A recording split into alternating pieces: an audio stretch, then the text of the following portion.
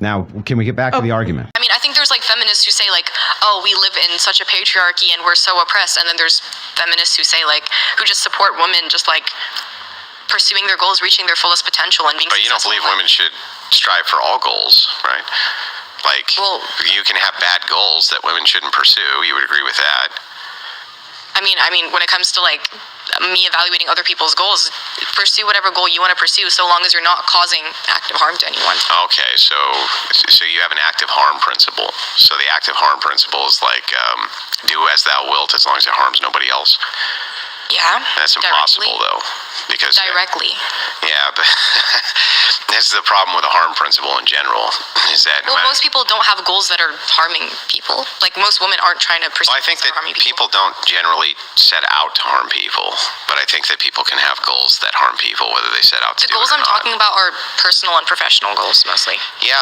Like this is my life goal. This is what I want to do. This is my purpose. Would you then consider someone who is putting out content that might be racy, that if a 16-year-old boy came across it, it would be harmful to him?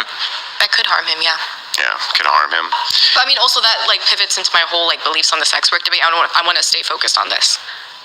Well, okay, so I guess I'll try to make it easy for you. So I think patriarchy itself is the stated goal of deconstruction from feminism. I do think that they want to deconstruct the patriarchy, and they're trying to move women into egalitarian positions with men, and that's why the patriarchy has to be deconstructed. I mean, when I think of feminism, I think of like a broad range of movements. You have like the first wave of feminism, modern feminism. It's all the it same encompasses movement. a lot of like different degrees of beliefs, which is why I wanted to hear more about like the whole force doctrine thing. Well, force doctrine is just advocating that men have a monopoly on force. Mm-hmm. And so since men have a monopoly on force, women are always going to have to appeal to a patriarchal system to enforce their rights. And so no matter what happens, you end up with circularity.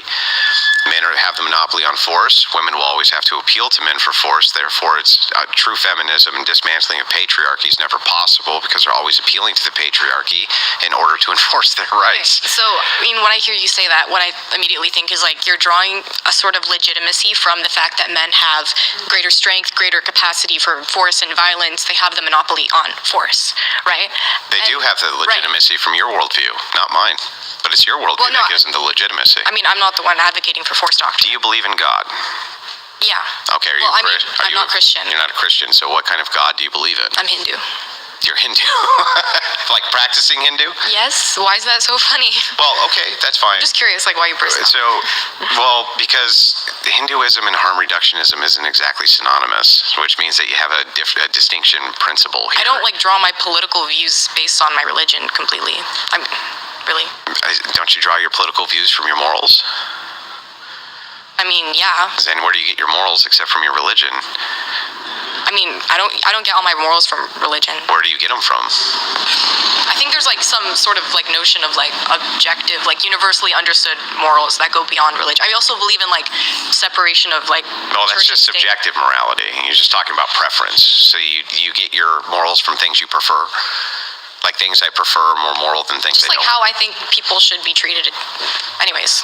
Well, that's important, and the reason that that's important, that we're figuring out where you draw your morality from. I would also say I'm not like super devout to where religion's like heavily. I understand. So then we got preference. But if it just comes down to preference, then every man's preference is equal to your preference. Everybody's preference is. So why is it not legitimate for men to collectivize and utilize force for the purposes of upping their station in society? And that's what I was going to touch on, because when you say like, okay, men have a monopoly on force, women need to appeal to men to gain their rights, it's circular. Mm-hmm. You're like drawing legitimacy for men from their monopoly on force. And when I see you like kind of equate strength and legitimacy, it's kind of a dangerous slippery slope, because then I think about it this way. What other legitimacy is there? Listen, I think about it this way. When you draw legitimacy from strength, mm-hmm. It's like, okay, pedophiles could collectively overpower little children. That's right. And then it seems to like almost force doctrine to me would seem to justify that. Then you're suddenly justifying every tyrannical invading force throughout history, including Russia invading Ukraine, World War II, Nazism. Or you're justifying the opposite. You're justifying the overthrowing of the Nazism and justifying the overthrowing of pedophilic cults or justifying the overthrowing of said evil deed. Force doctrine would do both. But that doesn't really negate the fact that what you're doing is you're just always appealing to men again for your rights. So when you talk about how men have a monopoly on force, you're talking about like, okay, men are like physically, biologically stronger. Well, because that's like what you mean. Look, I'll defer to the IFBB pro, okay? I'm guessing that physically she's one of the, like, most females are not stronger than the average male. But you're talking But you may be. But in comparison to IFBB pro males, she's not. You're making most of them are stronger on average, right?